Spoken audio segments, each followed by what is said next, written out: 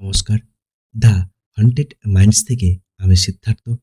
আপনারা শুনছেন আজকের গ্রাম বাংলা ভূতের গল্প, মানুষ না পিশাচ। বর্ষার এক অন্ধকার রাত, পশ্চিমবঙ্গের একটি ছোট্ট গ্রাম বেলতলা। চারিদিকে ঘন জঙ্গল, কাদামাখা রাস্তা আর পুরনো কবরস্থান।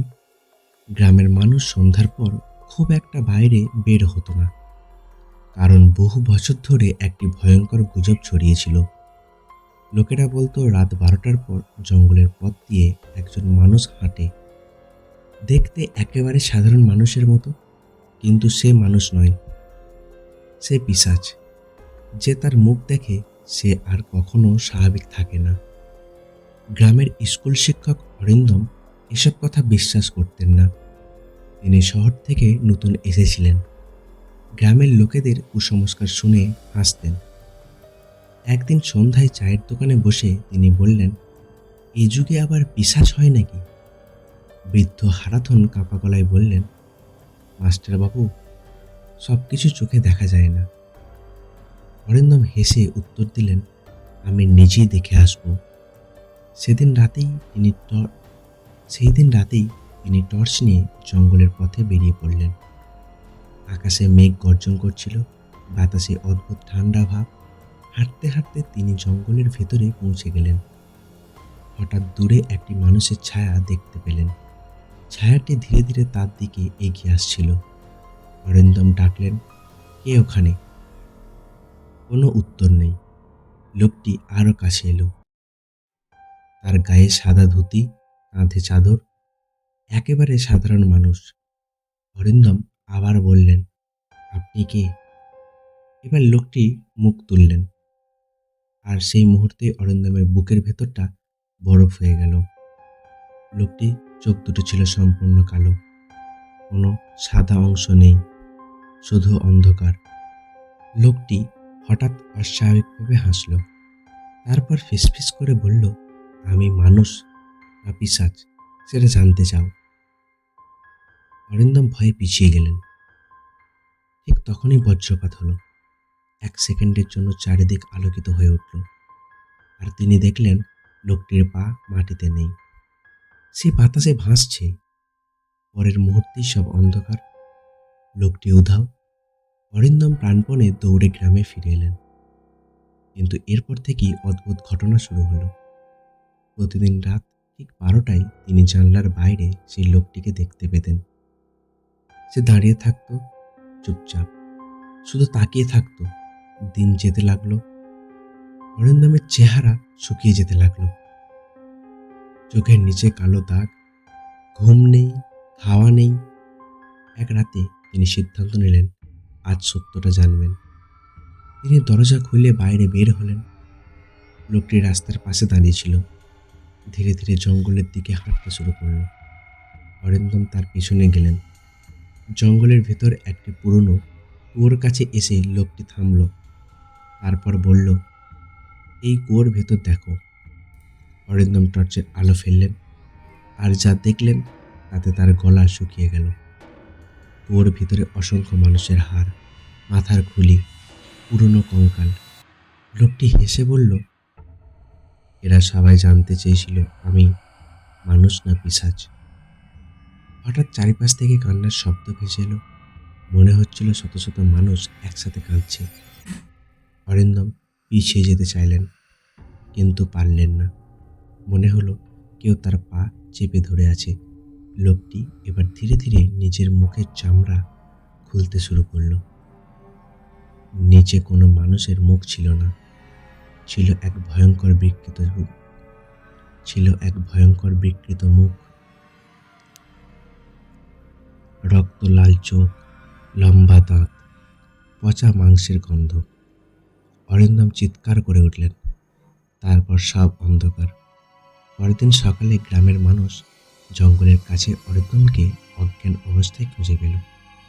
তিনি বেঁচে ছিলেন, কিন্তু আর কখনো স্বাভাবিক হয়নি। শুধু একটাই কথা বলতেন, ও মানুষ নয়। কয়েক মাস পর তিনি মারা যান। কিন্তু গল্প এখানেই শেষ নয়। আজও বেলতলা গ্রামের জঙ্গলে রাত 12টার পর একজন মানুষকে হাঁটতে দেখা যায়। সে পথচারীদের কাছে এসে জিজ্ঞাসা করে, আমাকে দেখে কি মানুষ মনে হচ্ছে? যদি কেউ উত্তর দেয় হ্যাঁ, তাহলে সে হাসে। আর যদি কেউ বলে না, তাহলে সে আরও জোরে হাসে। কারণ যাই উত্তর দাও না কেন, সেদিন রাতের পর আর কেউ আগের মতো থাকে না। আর গ্রামের বৃদ্ধরা আজও বলেন, সবচেয়ে ভয়ঙ্কর পিশাচ সে, যাকে প্রথম দেখায় মানুষ বলে মনে হয়। অরিন্দমের মৃত্যুর পর কেটে গেল প্রায় 15 বছর। বেলতলা গ্রামের মানুষ ধীরে ধীরে সেই ঘটনার কথা ভুলতে শুরু করেছিল, কিন্তু জঙ্গলের পাশের পুরনো কুয়োটি এখনো পরিত্যক্ত ছিল। গ্রামের কেউ সেখানে যেত না। একদিন কলকাতা থেকে 4জন বন্ধু গ্রামে বেড়াতে আসলো। রাহুল, সুমন, অভি আর তন্ময়। তারা ভূতের গল্প শুনতে খুব পছন্দ করত। রাতে গ্রামের চায়ের দোকানে বসে তারা অরিন্দম মাস্টারের গল্প শুনল। বৃদ্ধ হারাধন তখনও বেঁচে ছিলেন। তিনি বললেন, রাত 12টার পর জঙ্গলে যেও না, ও এখনো আছে। রাহুল হেসে বলল, এখনো মানুষ এসব বিশ্বাস করে? বৃদ্ধ কিছু বললেন না, শুধু মাথা নিচু করে বসে রইলেন। সেই রাতেই 4 বন্ধু ঠিক করলো তারা জঙ্গলে যাবে। রাত 12টার কিছু আগে তারা টর্চ আর ক্যামেরা নিয়ে বেরিয়ে পড়ল। জঙ্গলের ভেতরে ঢুকতেই অদ্ভুত নীরবতা অনুভব করল। ঝিঝি পোকার ডাক পর্যন্ত নেই, শুধু বাতাসের শব্দ। হঠাৎ তন্ময় থেমে গেল।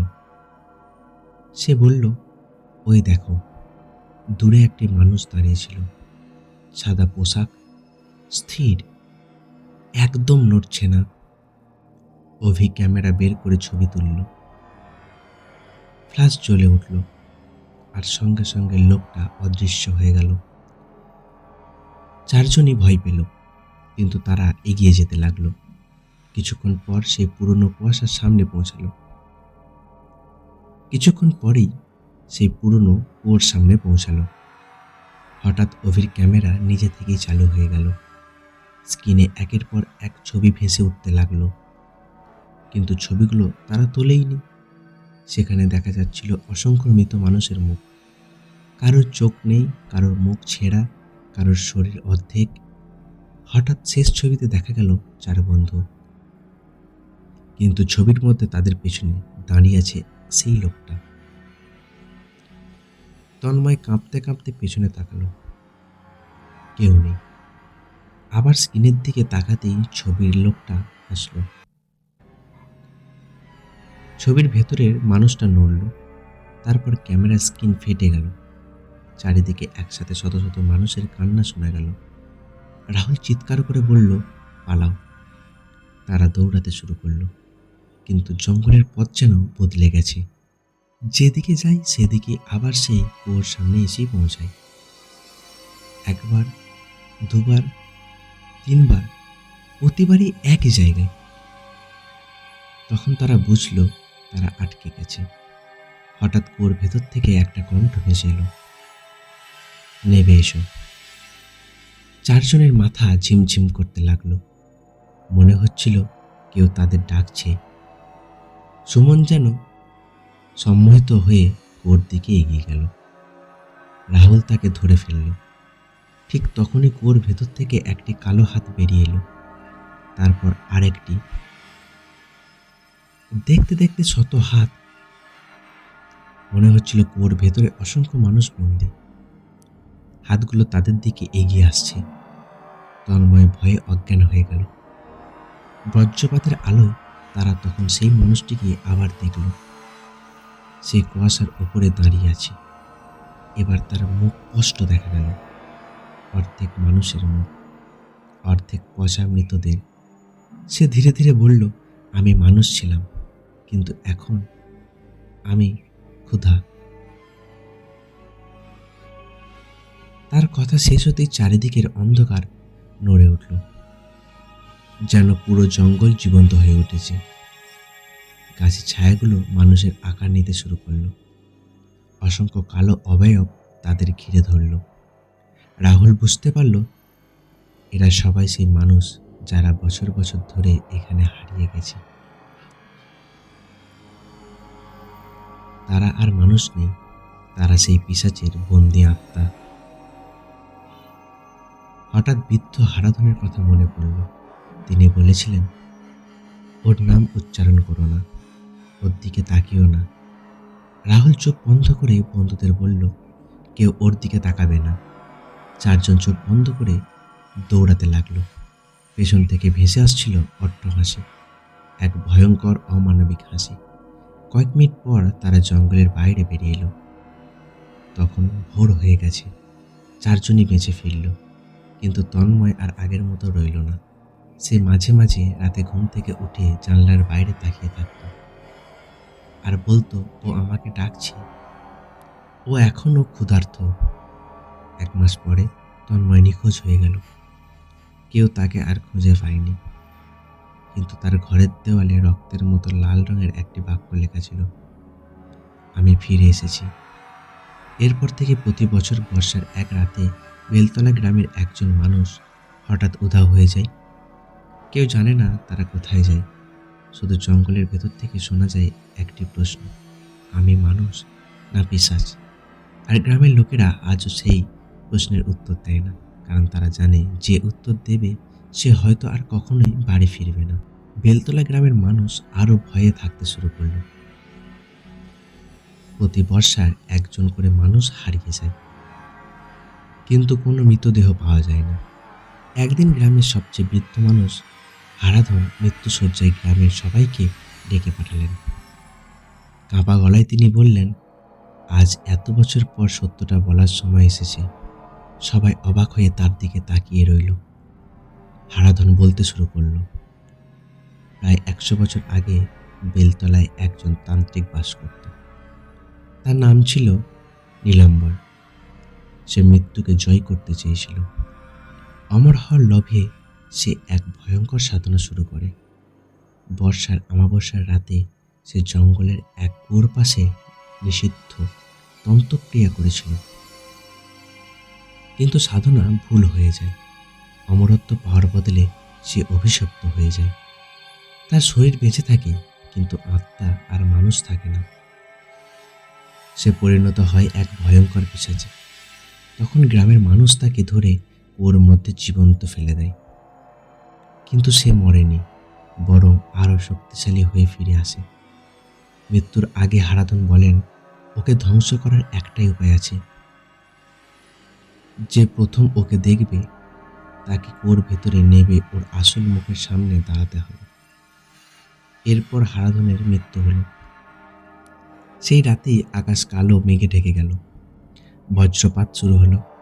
আর গ্রামের এক যুবক অয়ন সিদ্ধান্ত নিল সে এই অভিশাপের শেষ করবে। রাত 12টায় সে একাই জঙ্গলের দিকে রওনা দিল, হাতে শুধু একটি লণ্ঠন। জঙ্গলে ঢুকেই সে পরিচিত কণ্ঠস্বর ভেসে এলো, আমি মানুষ না পিশাচ? অয়ন উত্তর দিল সে সোজা অয়ন উত্তর দিল না। সে সোজা কুয়োর কাছে পৌঁছে গেল। সেখানে দাঁড়িয়ে ছিল সেই লোকটি। 100 বছর আগেই সে নীলম্বর। তার চোখ দুটো অন্ধকার গহ্বরের মতো। সে হাসল, তুইও এসেছিস? অয়ন দৃঢ় গলায় বলল, আজ সব শেষ হবে। পিশাচ হঠাৎ বিকট চিৎকার করে উঠল। মুহূর্তের মধ্যে চারিপাশে শত শত ছায়ামূর্তি দেখা দিল, যারা বছরের পর বছর ধরে হারিয়ে গিয়েছিল। তন্ময় তাদের মধ্যে ছিল, কিন্তু তাদের চোখে কোনো প্রাণ ছিল না। সবাই যেন পিশাচের দাস। পিশাচ বলল, আমাকে ধ্বংস করলে এদেরও ধ্বংস করতে হবে। অয়ন এক মুহূর্ত থমকে গেল। ঠিক তখনই তন্ময়ের আত্মা বলে উঠল, করো, আমাদের মুক্তি দাও। অয়ন বুঝতে পারল এদের বাঁচানোর আর কোনো উপায় নেই। সে কুয়োর ভেতরে ঝাঁপ দিল। নিচে নামতেই দেখতে পেল কুয়োর তলায় অসংখ্য হাড়গোড়ের মাঝে বসে আছে পিশাচের আসল রূপ, একটি বিশাল কালো দানব। তার বুকের মধ্যে একটি জ্বলন্ত কালো হৃদয়। অয়ন বুঝল ওটাই তার শক্তির উৎস। দানবটি গর্জন করে তার দিকে ছুটে এলো। পুরো কুয়ো কেঁপে উঠল। অয়ন শেষ শক্তি দিয়ে সেই হৃদয়ের ওপর আঘাত করল। এক মুহূর্তের জন্য সবকিছু থেমে গেল।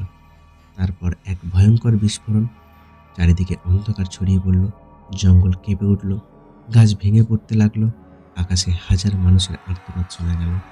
তারপর হঠাৎ সব শান্ত। ভোরবেলা গ্রামের মানুষ জঙ্গলে গিয়ে দেখে পুরনো কুয়োটি সম্পূর্ণ ধসে পড়েছে। পিশাচের কোনো চিহ্ন নেই, কিন্তু অয়নও নেই। শুধু কুয়োর ধ্বংসস্তূপের ওপর একটি পুরনো লণ্ঠন পড়ে আছে। সেদিনের পর আর কেউ নিখোঁজ হয়নি। গ্রামের মানুষ ভাবল অভিশাপ শেষ। কিন্তু 6 মাস পরে এক ট্রাক চালক গভীর রাতে বেলতলা রাস্তা দিয়ে যাচ্ছিল। রাস্তার পাশে সে একজন মানুষকে দাঁড়িয়ে থাকতে দেখল। সাদা পোশাক, নিচু মাথা। ট্রাক থামতেই লোকটি ধীরে ধীরে মুখ তুলল, তারপর হাসলো আর ফিসফিস করে বলল, আমি মানুষ না পিশাচ। পরের দিন সকালে ট্রাকটি রাস্তার পাশে খালি অবস্থায় পাওয়া গেল।